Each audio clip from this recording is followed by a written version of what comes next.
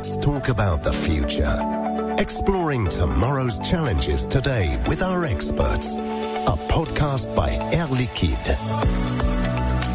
Hello and welcome to Let's Talk About the Future, the Air Liquide podcast, where we bring you experts to talk us through the world-changing solutions of our time.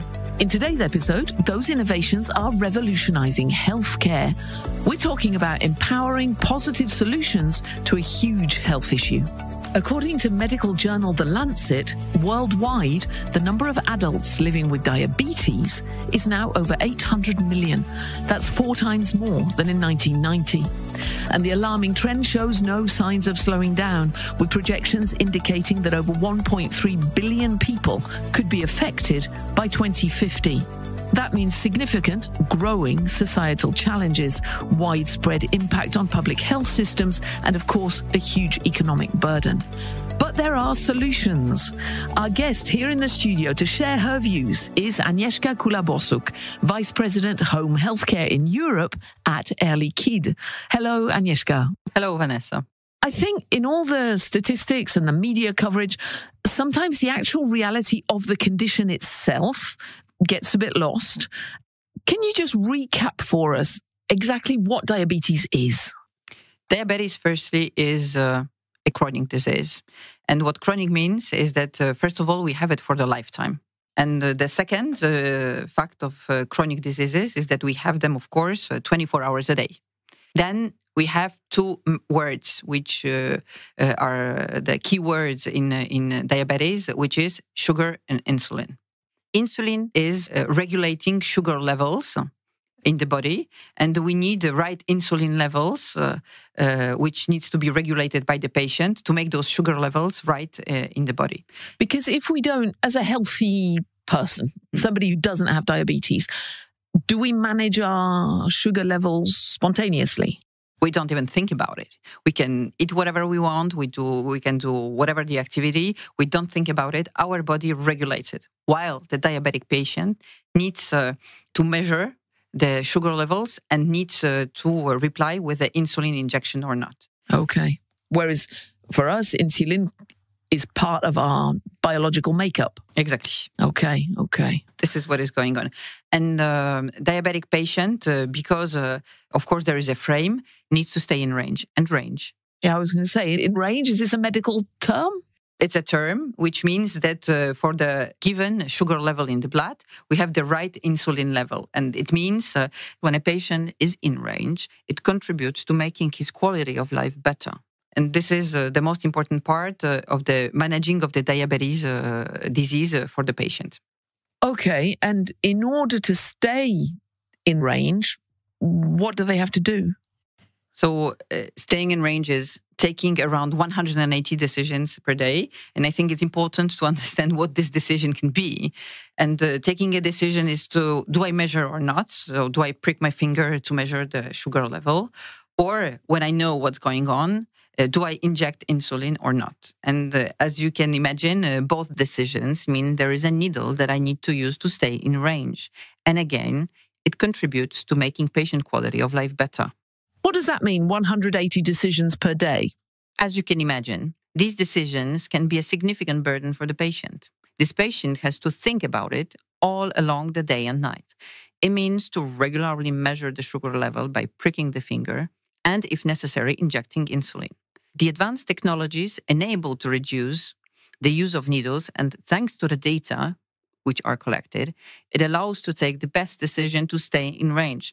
And this contributes to making patient quality of life better.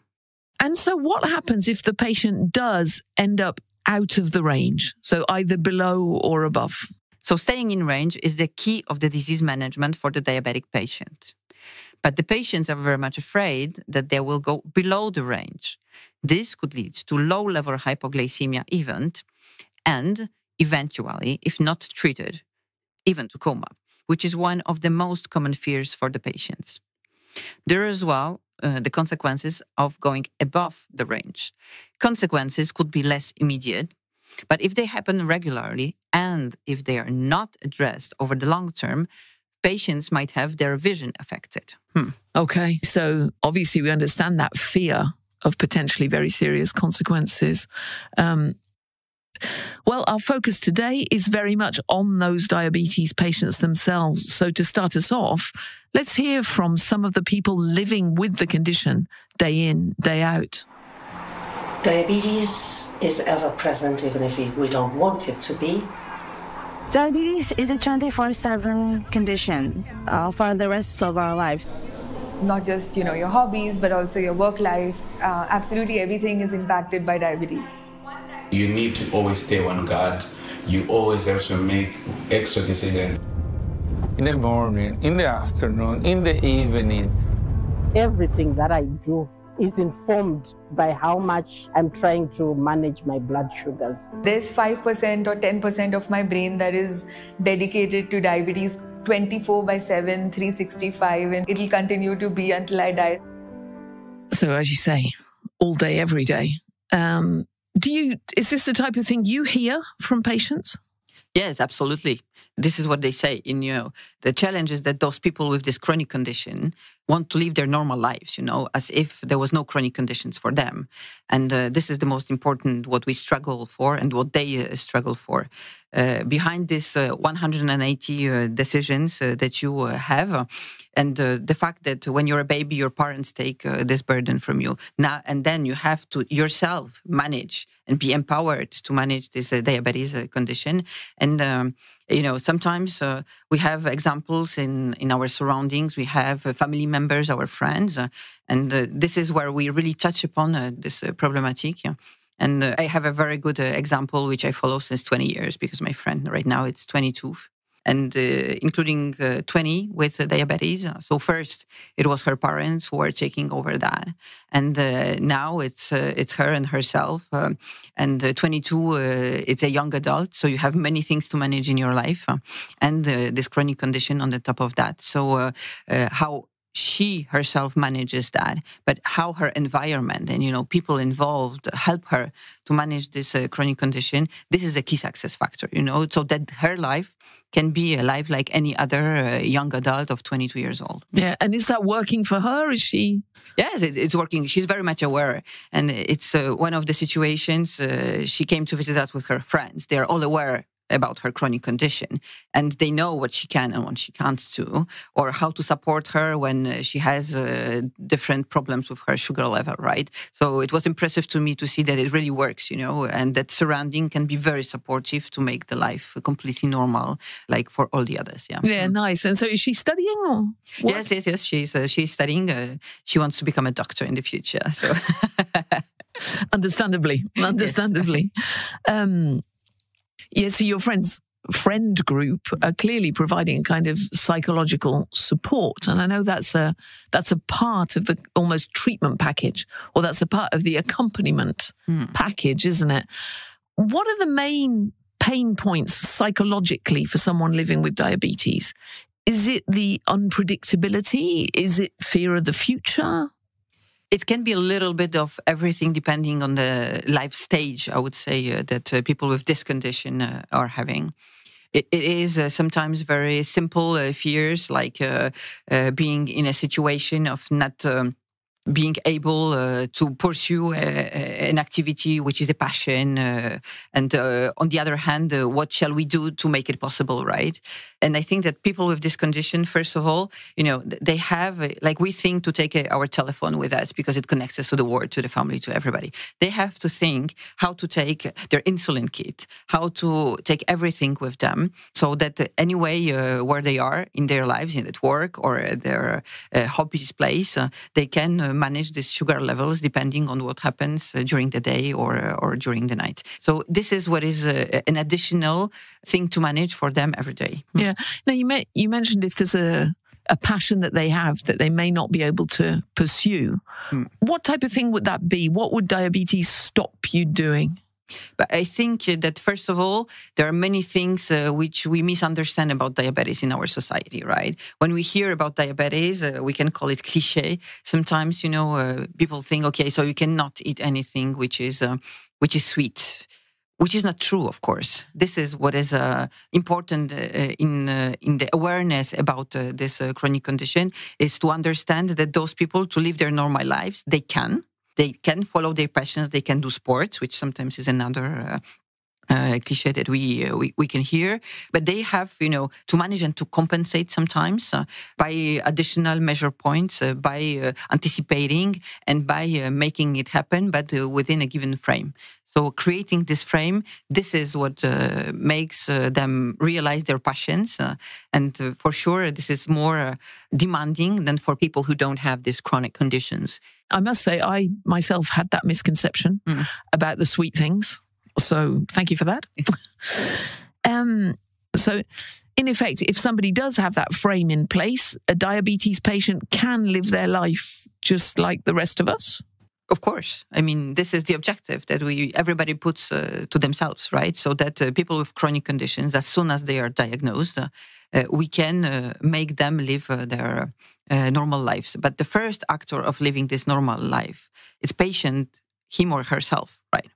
They have to be, when we say people are empowered to manage their chronic condition and diabetes condition, it means that they have all in their hands so that they can take those decisions, right? So this is for sure something that is very important. The second one is for sure, with the development of innovations and technologies, this is what helps taking those decisions. So innovation is key, so that, or we can maybe decrease the number of those decisions, because some decisions can be taken automatically.